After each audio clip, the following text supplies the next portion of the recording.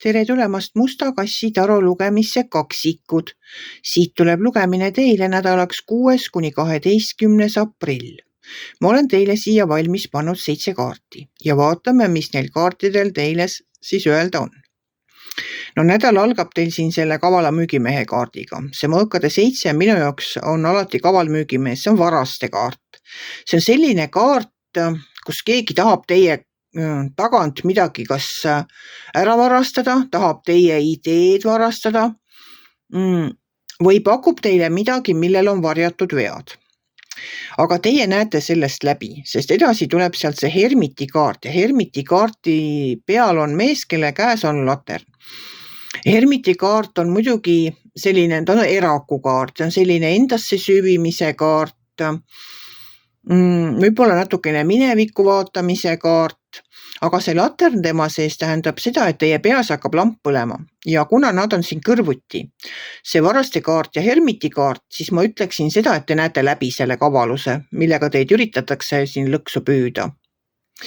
Et teie näete selle läbi ja te ei lange sellesse lõksu. Üleüldiselt on teil väga head kaardid siin selle nädalas. No superkaardid, ma ütleksin, et see on superkaardid. Et edasi siit hermiti kaardist edasi tuleb sauade 4. Sauade 4 on pidu. Sauade 4 on suur pidu, see on koos viibimine, see on tähistamine.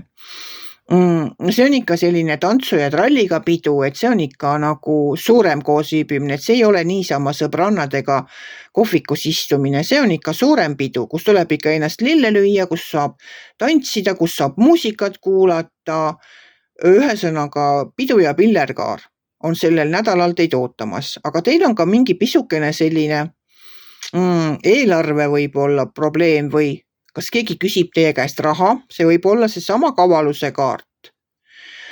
Et tahab pidu korraldada ja paluks teil ka nagu õlga alla panna. Sellepärast raha, et siin kõrval on kohe see müntide kuningas ja müntide kuningas on raha kuningas. Müntide kuninga käes on absoluutselt kõik rahakirstude võtmed.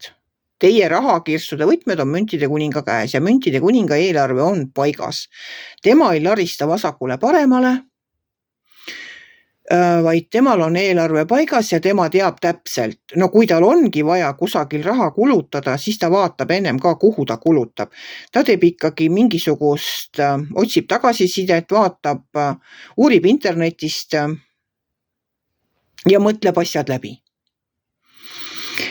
Siit tuleb edasi veel üks müntide kaart, see on müntide 9. Müntide 9 kaart räägib sellest, et te ise olete enda laeva kapten. Teie küürite tekki ja teie juhite oma laeva ja see laev on ka teie elu. Te juhite ise enda elu, et ärge siis laske enda laeva kellelgi teisel enda plaanitud teest kõrvale juhtida.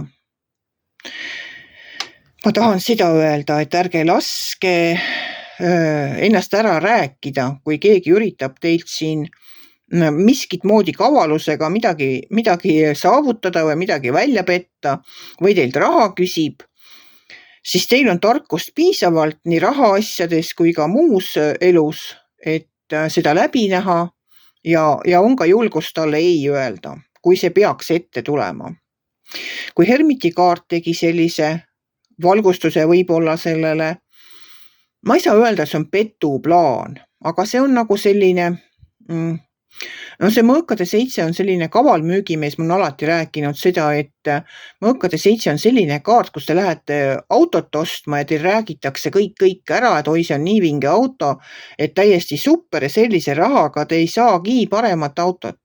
Sõidate minema ja võib-olla 100 kilomeetri pärast saate aru, et ongi varjatud vead tal, millest teile ei räägitud. Et auto pole halb, auto ongi hea. Ainult, et tal on varjatud vead. Ja nii on ka selle plaaniga, kui keegi teile midagi pakub, siis sellel võib olla selline pisike konks kusagil. Nii palju siis sellest müntide 9 ja sellest kavala müügimehe kaardist. Siis on siin meil müntide 7. Müntide 7 on saagi ootamise kaart. Te olete absoluutselt kõik ära teinud, mis te teha olete saanud. Nüüd te lihtsalt ootate, millal teie teod, teie projektid vilja kannavad. On need siis mingisugused, no ma ei tea, mis iganes need asjad teie elus on, mida te olete siin pikka aega juba teinud ja ootate nüüd seda tulemust. Ja no tulemus tuleb ja viimase kaardina on teil päike väljas.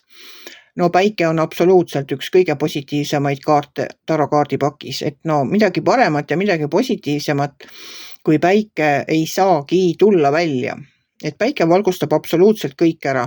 Ta valgustab ära selle müügimehe kavalad plaanid, ta valgustab ära selle peo, mis teil seal on ja ka selle peo eelarve. Ta valgustab ära no absoluutselt kõik, ta valgustab ja näitab valgust igasse nurka. Kusjuures ta on nii positiivne kaart ja kaart ise ütleb nii, et korraldab pidu, sest elu on nii ilus. Noh ja pidu on seal peal ja päike on siin all. Et kui teil ongi mingi, kas teil ise hakkate pidu korraldama või teid kutsutakse kusagile peole, et igal juhul minge peole või tehke see pidu ära. Sest see pidu on seda väärt, et teda korraldada, isegi siis, kui te peate natukene oma rahakotist tuulutama. Et see kõik on kindlasti seda väärt. Et seda pidu teha ja nende inimestega koos olla, sealt võivad ka hakata mingisugused uued ideed või tulusad projektid argnema. Et pidu kindlasti. Tehke pidu. Tehke üks korralik pidu. No, mis siin kevadel muud teha, kui pidu korraldada? Just. Et pidu on tore. Kui teil pakutakse pidu, minge peole. Kui ei pakuta, tehke ise üks pidu. Tulgu teil siis üks selline tore päikest täis nädal. Kui teile minu lugemine meeldis, ärge olge kitsi. Pange ikka like pöial üles, võite ka kommenteerida ja kohtume järgmisel nädalal.